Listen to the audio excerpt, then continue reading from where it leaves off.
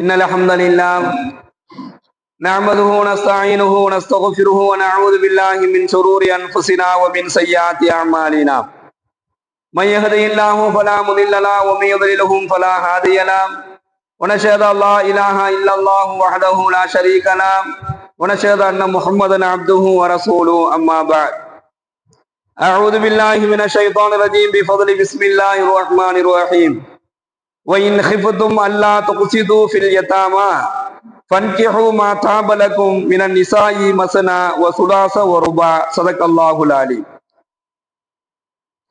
கண்ணியத்திற்குரிய அல்லாஹ்வின் நல்லடியார்களே, சகோதரர்களே, முந்தைய வசனங்களில் அந்நிசா சூராவினுடைய 3வது வசனத்தை இன்று நாம் பார்க்கிறோம். போன முந்தைய வசனத்துல அல்லாஹ் எந்தெந்த விஷயங்களை சொன்னா அப்படின்னு சொன்னா, அனாதைகளினுடைய சொத்துக்களை யாரு பாதுகாக்கிறாங்களோ அவங்க அவர்களுடைய வயது வந்ததற்கு பிறகு உரிய முறையில் அவருடைய உடைமைகளை பாதுகாத்து சொத்துக்களை ஒப்படைக்கணும். 2வது, அவர்களிடத்துல அந்த பொருளாதாரங்களை ஒப்படைக்கும் பொழுது, அந்த சொத்துக்களை ஒப்படைக்கும் பொழுது அதுல எந்த விதமான மாற்றமும் செஞ்சிடக்கூடாது, அவங்களுக்கு மோசடி செய்யக்கூடாது, அதுல எந்த விதமான கலப்படங்களும் செய்யக்கூடாது. அப்படி செஞ்சா இன்னமும் காண கூபன் கபீரா, அது பெரும் பாவம் என்பதாக எல்லாம் வல்ல இறைவன் அந்த 2வது வசனத்துல சொன்னான். இப்ப 3வது வசனம் ஆதரவற்ற அனாதை பெண்களுக்காக வேண்டி இந்த வசனத்துல அல்லாஹ் ஒரு செய்தியை நமக்கு சொல்லி கொடுக்கிறான். அதாவது ஆரம்ப காலம் எப்படி இருந்துச்சு அப்படின்னு சொன்னா, ஆதரவற்ற நிலையில் இருக்கக்கூடிய சொத்து சுகம் இருக்கக்கூடிய அனாதை பெண்கள், இது அனாதை பெண்களை யார் காப்பாளர்களாக எடுத்து பராமரித்து வர்றாங்களோ அந்த அனாதை பெண்களை ஒரு காப்பாளர் என்ன செய்யறாரு, அவர் எடுத்து அவர் பராமரிச்சு வருவார். அப்ப அவர் என்ன செய்வார் அப்படின்னு சொன்னா, அந்த சொத்துக்கள் வெளியில போயிடக்கூடாது என்கின்ற காரணத்திற்காக வேண்டி என்ன செய்வார்னா, அந்த அனாதை பெண்களை அவரை திருமணம் முடிக்கக்கூடிய ஒரு நிலையில அவர் இருப்பார். அந்த சொத்து வெளியில போயிடக்கூடாது என்கின்ற அடிப்படையில அந்த அனாதை பெண்களை யார் பாதுகாக்கிறாங்களோ அவங்களே திருமணம் செஞ்சுக்குவாங்க. இல்ல அப்படின்னு சொன்னா அவர்களுடைய பிள்ளைகளுக்கு திருமணம் செஞ்சு வைப்பாங்க. ஒண்ணு தான் பண்ணிக்கிறது, இல்லைன்னா தன்னுடைய பிள்ளைகளுக்கு பண்ணி வைக்கிறது. ஆக மொத்தம் அந்த சொத்து வெளியில போயிடக்கூடாது என்கின்ற ஒரு நோக்கத்திற்காக வேண்டி அந்த அனாதை பெண்களை என்ன செஞ்சுக்குவாங்க, அவங்களே திருமணம் செஞ்சுக்குவாங்க. சொத்துக்களை தாங்களே அனுபவிக்கலாம். அந்த பெண் இறந்த பிறகு அந்த சொத்துக்களை தனக்கு உடைமையாக ஆக்கி கொள்ளலாம். அதே 3வது, தான் விரும்பிய மகரை கொடுத்துவார். ஏன்னா அந்த பெண் ஆதரவற்ற ஒரு பெண்ணாக இருக்கின்ற காரணத்தினால தன்னை பாதுகாக்கக்கூடியவரே தன்னை திருமணம் செஞ்சுக்கிறாரு, அல்லது தன்னை பாதுகாக்கக்கூடியவர் தான் பிள்ளைக்கு தன்னை திருமணம் செஞ்சுக்க போறாரு. அப்போ அந்த பெண் மகர் கேட்கறதுக்கு வேலை இல்லை, எனக்கு இவ்வளவுதான் மகர் வேணும் அப்படின்னு அந்த பெண்ணாலையும் கேட்க முடியாது. அப்ப இவங்க விரும்பி எதை கொடுக்கலாம், அல்லது கொடுக்காம ஏமாத்திரும் போயிடலாம், கேட்கறதுக்கு யாருமே ஆள் கிடையாது என்கின்ற அடிப்படையில ஆதரவற்ற நிலையில் இருக்கக்கூடிய அனாதை பெண்களினுடைய சொத்துக்கள் வெளியில போயிடக்கூடாது, அது தனக்கு வரணும், அது நமக்கு வரணும், அதை நாமளே அனுபவிச்சுக்கலாம், அவங்க இறந்து போன பிறகு நமக்கு சொந்தமாக ஆக்கிக்கலாம், நாம விரும்பிய மகரை கொடுக்கலாம். இந்த நோக்கத்திற்காக வேண்டிதான் அந்த ஆதரவற்ற அனாதை பெண்களை திருமணம் செய்து வந்தக்கூடிய ஒரு நிலை ஆரம்ப காலகட்டத்துல இருந்துச்சு. அவங்க கூட நல்ல ஒரு சுமூகமான வாழ்க்கை வாழ வேண்டும் என்கின்ற எண்ணத்துல அவங்க திருமணம் செய்யல. அதை பத்தி அன்னை ஆயிஷா ரலியல்லாஹு அவர்கள் சொல்றாங்க, ஒரு அனாதை சிறுமி இருந்தால் அவளிடத்துல ஒரு அழகான ஒரு பெரிய தோட்டம் ஒன்று இருந்தது. அப்போ அவரை மணந்து கொண்ட அந்த நபர் யார், அந்த அனாதை சிறுமிய அவர் திருமண வயது வந்ததுக்கு பிறகு அவளை ஒரு ஆள் திருமணம் செய்யறார். திருமணம் செஞ்சு கொண்ட அந்த நபர் என்ன செஞ்சார் அப்படின்னு சொன்னா, அந்த தோட்டத்திலிருந்து எந்த விதமான பங்கையும் இந்த பொண்ணுக்கு கொடுக்கல. அதே போன்று அந்த பெண்ணுக்கு திருமணத்திற்கு கொடுக்கக்கூடிய மகரையும் கொடுக்கல. அவன் 2யுமே ஏமாத்திட்டான். சொத்து இந்த பொண்ணோட சொத்து. இந்த பொண்ணு அனாதை சிறுமி, ஆதரவற்ற அனாதை குழந்தை. ஆனா இந்த பெண்ணை திருமணம் செஞ்சவன் தோட்டத்திலிருந்து எந்த விதமான சொத்துல இருந்து எந்த விதமான பங்கும் கொடுக்கல, மகரும் கொடுக்கல. திருமணத்தை செஞ்சுட்டு என்ன செஞ்சிட்டான், அந்த பெண்ணை ஏமாற்றக்கூடிய ஒரு நிலை ஏற்படும் பொழுதுதான் அல்லாஹ் இன்னான் இப்பொழுது நாம் பார்க்கக்கூடிய இந்த வசனத்தை அல்லாஹ் இறக்கி கொடுத்தான் என்பதாக அன்னை ஆயிஷா ரலியல்லாஹு அன்ஹா அவர்கள் அறிவிக்கக்கூடிய ஒரு செய்தியை நம்ம புகாரியில பார்க்கிறோம். அந்த ஆயத்து தான் அல்லாஹ் சொல்றான், வஇன் ஹிஃபத்தும் அல்லா துக்ஸிது ஃபில் யதாமா. அனாதை பெண்களிடம் நேர்மையாக நடக்க முடியாது என நீங்கள் அஞ்சினால், வஇன் ஹிஃபத்தும் அல்லா துக்ஸிது ஃபில் யதாமா, அனாதை பெண்கள் அவர்களிடத்துல நேர்மையாக நடக்க முடியாது என்பதாக நீங்கள் அஞ்சினால், ஃபன்கிஹு மா தாபலக்கும் மினன் நிசாயி மஸனா வ சுலாஸ வ ருபா. அடுத்து சொல்றான், அனாதை அல்லாத உங்களுக்கு பிடித்தமான இதர பெண்களை 2 3 4 நீங்கள் மணமுடித்துக் கொள்ளுங்கள் என்பதாக அல்லாஹ் சொல்லலாம். அனாதை பெண்களிடத்துல உங்களால நீதமா நேர்மையா நடக்க முடியும்னு சொன்னா அவங்கள நீங்க திருமணம் செய்யணும். இதுல நீதம் நேர்மன்னு அல்லாஹ் எதை சொல்ல வரானா, அனாதை அதாவது சொத்து இருக்கக்கூடிய அனாதை பெண்களை நீங்க திருமணம் செய்யறீங்க.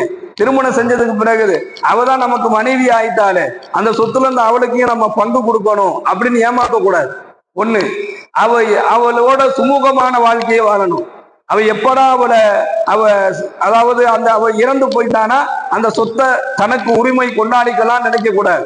2, 3வது அவளுக்கு உரிய மகரை கொடுக்கணும். அந்த அனாதை பெண்ணாகவே இருந்தாலும் அந்த பெண் என்ன மகர் கேட்கிறாலும் அந்த மகரை கொடுக்கணும். மகரை கொடுக்காம ஏமாத்திடக்கூடாது. அவ கூட நல்ல வாழ்க்கை வாழணும்.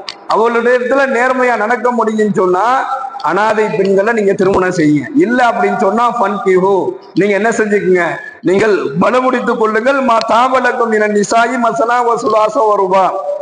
அல்லாஹ் என்ன சொல்றான், 2 3 4 நீங்கள் என்ன செய்யுங்க, மணமுடித்துக் கொள்ளுங்கள் என்பதாக ரப்புல் ஆலமீன் இந்த வசனத்தின் வாயிலாக சொல்லி காமிக்கிறான். இப்போ இந்த அனாதை பெண்களுடைய விஷயத்துல நேர்மையாக உங்களால நடக்க முடியல அப்படின்னு சொன்னா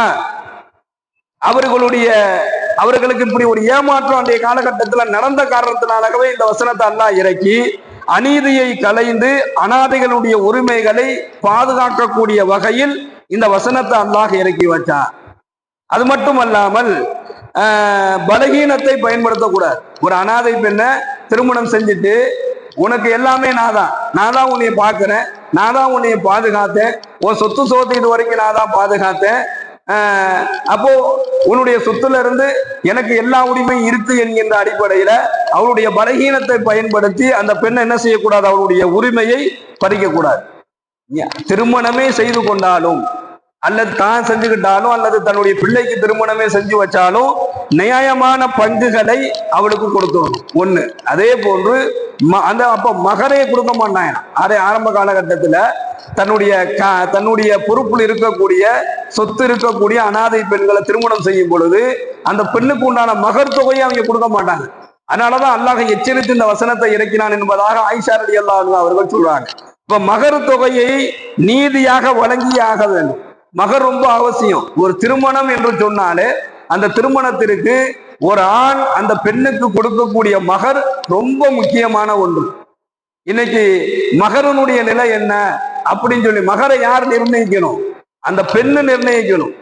அந்த பெண்ணு தான் மகரை நிர்ணயிக்கணும். இன்னைக்கு அரபு நாடுகள்ல போய் பார்த்தீங்க அப்படின்னு சொன்னா அந்த பெண்கள் தான் மகர் தொகையை நிர்ணயம் செய்வாங்க. அதான் சட்டம். அந்த பெண்ணு என்ன கேட்கிறாலும் அதை கொடுக்கறதுக்கு தகுதி இருந்தால் அவளை திருமணம் முடிச்சுக்கலாம். அந்த பெண் எனக்கு வீடு வேணும்னா வீடு கொடுக்கணும், அந்த பெண் எனக்கு இவ்வளவு சொத்து வேணும்னா அந்த சொத்து கொடுக்கணும். இன்னும் அரபு நாடுகள்ல அந்த பழக்கம் இருக்கு. அரபியர்களிடத்துல அந்த பெண் என்ன கேட்கிறாளோ அதை கொடுத்தாதான் திருமணம். ஆனா இங்கே நம்ம நாட்டில் அப்படி ஒரு நடைமுறை இல்லை.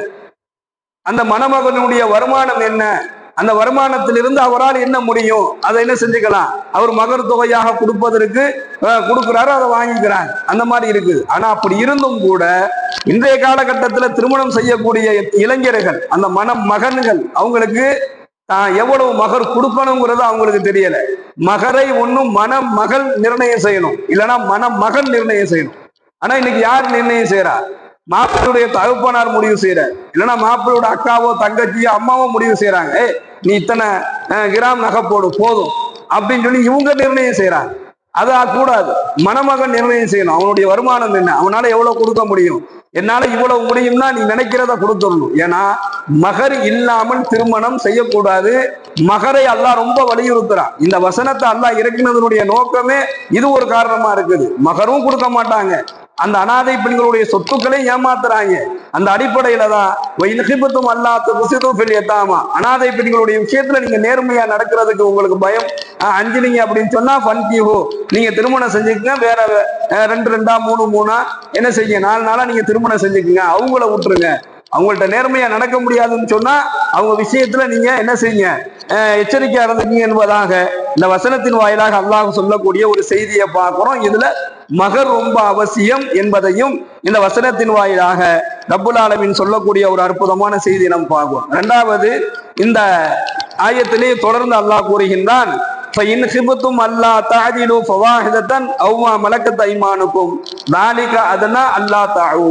அல்லாஹ் சொல்றான், ஒரு பெண்ணை நீங்கள் என்ன செஞ்சீங்க, திருமணம் செய்து கொள்ளுங்கள். இதுவே நீங்கள் அநீதம் செய்யாமல் இருப்பதற்கு, ஒரு அநீதத்தின் பக்கம் நீங்கள் சாயாமல் இருப்பதற்கு இதுவே சரியான ஒரு நிலை என்பதாக அல்லாஹ் சொல்றான். எது? அனாதை பெண்களுடைய விஷயத்துல உங்களால நேர்மையா நடந்துக்க முடியலன்னா நீங்க வேறு பெண்களை திருமணம் செஞ்சுக்குங்க. அதுதான் சரி. அதான் நீங்க அநியாயம் செய்யாமல் இருப்பதற்கு ஒரு சரியான ஒரு காரணமாக இருக்கும். இப்ப இங்க 2 2 3 3 4 4 திருமணம் செஞ்சுக்குங்கன்னு அல்லாஹ் சொல்றான். இப்போ 4 வரை 4 திருமணம் முடித்துக் கொள்ளலாம். இன்னைக்கு இஸ்லாத்தினுடைய பார்வையில பரவாயில்ல, என்ன செய்வது, உங்களுக்கு முஸ்லிம்கள்லாம் என்னப்பா 4 கல்யாணம் பண்ணிக்குவீங்க அப்படின்னு சொல்லக்கூடிய ஒரு செய்தியை பார்க்கிறோம். 4 திருமணங்கள், அதாவது 4 பெண்களை திருமணம் செய்வதற்கு அனுமதி கொடுக்கக்கூடிய அல்லாஹ் அதுல இன்னொரு முக்கியமான செய்தியையும் அல்லாஹ் சேர்த்து சொல்றான். நீங்க 2 2 3 3 4 4 திருமணம் செஞ்சுக்குங்க. ஆனா அந்த பெண்ணினுடைய விஷயத்துல நீங்கள் அநீதம் செய்யாமல் இருக்கணும்ங்கிறாங்க. எந்த பெண்ணுடைய விஷயத்துல? நீங்க திருமணம் செய்து கொண்டிருக்கக்கூடிய உங்களுடைய மனைவியினுடைய விஷயத்துல நீங்கள் அநீதம் செய்யாமல் இருக்கணும். எப்படி அநீதம்னா என்ன அப்படின்னு சொல்லி பார்த்தா, பெருமானார் ஸல்லல்லாஹு அலைஹி வஸல்லம் அன்னவர்கள் சொல்கின்றார்கள், ஒவ்வொரு மனைவியிடத்திலையும் நீதமாக இருக்கணும். ஒவ்வொரு மனைவியிடத்திலையும் ரொம்ப நீதமா இருக்கணும். ஒரு மனைவியிடத்துல ஒரு மாதிரியும் இன்னொரு மனைவியிடத்துல வேறு மாதிரியும் ஒருவர் நடந்து கொண்டார் என்று சொன்னால் அவர் நிலைமை எப்படி இருக்கும், கியாமத் நாள் அவருடைய நிலைமை எப்படி இருக்கும் என்பதை பற்றி ஸல்லல்லாஹு அலைஹி வஸல்லம் சொல்றாங்க. மன் கானத் லஹு இம்ரஅதானி ஃபமாலா இலா இஹதாஹுமா ஜாஅ யௌமல் கியாமத்தி வஷக்குஹுமா இலோன். 2 மனைவியை, 2 பெண்களை திருமணம் செய்யறார். அவருக்கு 2 மனைவி இருக்குது. 2 மனைவியை திருமணம் செய்து அதுல ஒரு மனைவிக்கு அநீதம் செய்யறார். ஒரு மனைவி இடத்துல பாசமா இருக்கிறான், அவ கேட்கறதெல்லாம் வாங்கி கொடுக்குறான், அவள்கிட்ட அன்பா பழகுறான், நல்லா இருக்கிறான். ஆனா இன்னொரு மனைவி இடத்துல அன்பு கொடுக்காட்டுறது இல்ல, அவ கூட நேரம் ஒதுக்கி இருக்கிறது இல்ல, அவளை சரியாக முறையில பாதுகாக்கிறதுல பார்க்கறது இல்ல. இப்ப இதுதான் அநீதி.